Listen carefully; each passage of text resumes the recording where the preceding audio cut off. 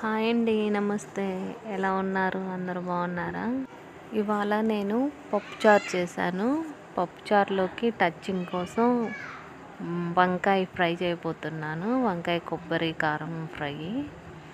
నేను కొబ్బరి కారంలోకి చిన్నులపాయ అండ్ కొబ్బరి, ధనియాలు, సాల్ట్ అండ్ కారం, కొంచెం పసుపు, కొద్దిగా సాంబార్ పొడి ఇవన్నీ వేసుకొని మిక్సీ జార్లో మిక్సీ చేసుకున్నాను.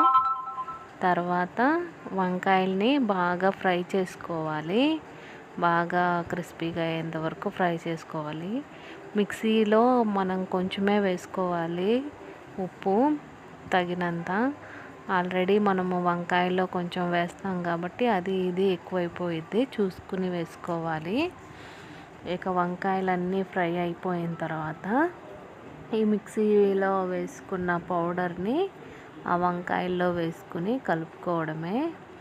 ఆల్రెడీ నేను వంకాయలు వేపి పెట్టుకున్నాను, ఆ వీడియో తీయడం మర్చిపోయాను.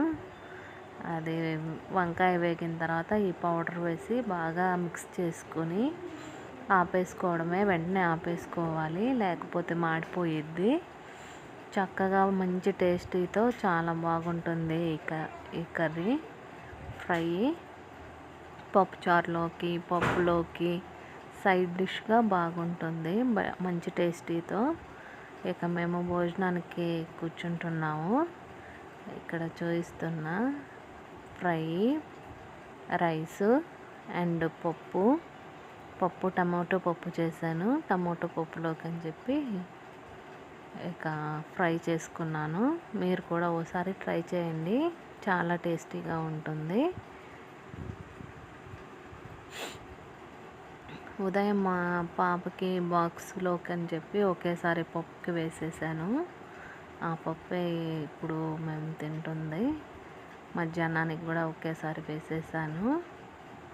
నా వీడియోస్ మీకు నచ్చితే ప్లీజ్ లైక్ చేసి సబ్స్క్రైబ్ అవ్వండి ఫ్రెండ్స్. నా ఛానల్కి మీ సపోర్ట్ ఇవ్వండి ఫ్రెండ్స్. మీరు ఇచ్చే లైక్ల వల్లే నా ఛానల్కి గ్రోత్ అనేది ఉంటుంది.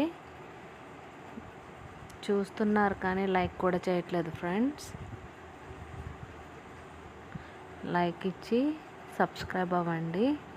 మన ఛానల్ ఇంకొంచెం గ్రోత్ పెరుగుతుంది మీ సపోర్ట్ వల్లే. ఇక్కడ నేను భోజనం చేస్తున్నాను. ఫ్రై మాత్రం చాలా టేస్టీగా వచ్చింది. మీరు కూడా ట్రై చేయండి.